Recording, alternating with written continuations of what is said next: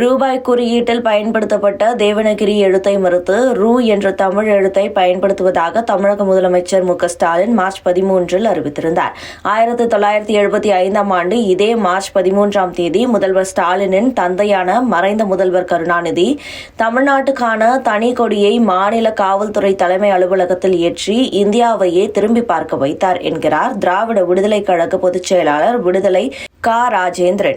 ரூபாய்க்கு பயன்படுத்தப்பட்ட தேவனகிரி எழுத்தை தவிர்த்து ரூ என்ற தமிழ் சொல்லை முதல்வர் அறிமுகப்படுத்தியிருக்கிறார். இதே நாளில் 1975ஆம் ஆண்டு மார்ச் 13ஆம் தேதி முதல்வராக இருந்த கலைஞர் கருணாநிதி வெளியிட்ட ஒரு அறிவிப்பை அன்றைய ஒன்றிய அரசு மறுத்திருக்கிறது.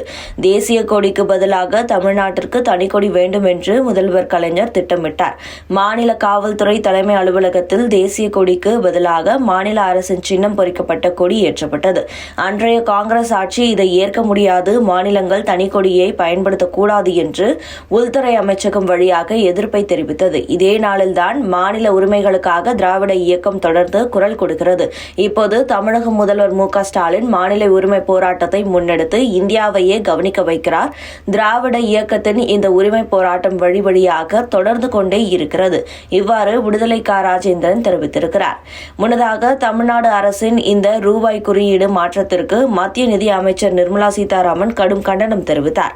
இது தொடர்பாக தமது எக்ஸ் தள பக்கத்தில் பதிவிட்ட நிர்மலா சீதாராமன், மார்ச் 14ஆம் தேதி தாக்கல் செய்யப்படும் தமிழ்நாடு பட்ஜெட் 2025-26 ஆவணங்களில் இருந்து அதிகாரப்பூர்வ ரூபாய் சின்னமான தேவனகிரி ரூவை நீக்கியுள்ளதாக திமுக அரசு அறிவித்துள்ளது. திமுகவிற்கு உண்மையிலேயே ரூவுடன் பிரச்சினை இருந்தால் 2010ஆம் ஆண்டு ஐக்கிய முற்போக்கு கூட்டணி அரசின் கீழ் மத்தியில் ஆளும் கூட்டணியில் திமுக இருந்தபோது இந்த சின்னம் அதிகாரப்பூர்வமாக ஏற்றுக்கொள்ளப்பட்ட போது ஏன் எதிர்ப்பு தெரிவிக்கவில்லை?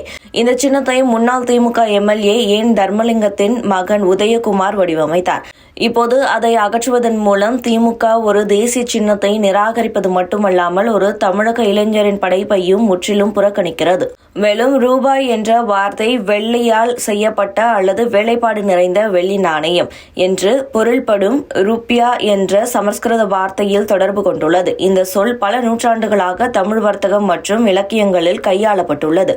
இன்றும் கூட ரூபாய் என்பது தமிழ்நாடு மற்றும் இலங்கையில் நாணய பெயராகவே உள்ளது. இந்தோனேஷியா, மாலத்தீவுகள், மொரீஷியஸ், நேபாளம், ஷீஷெல்ஸ் மற்றும் இலங்கை உட்பட பல நாடுகள் அதிகாரப்பூர்வமாக ரூபாய் அல்லது அதன் சமமான பெயர்களை தங்கள் நாணய பெயராக பயன்படுத்துகின்றன.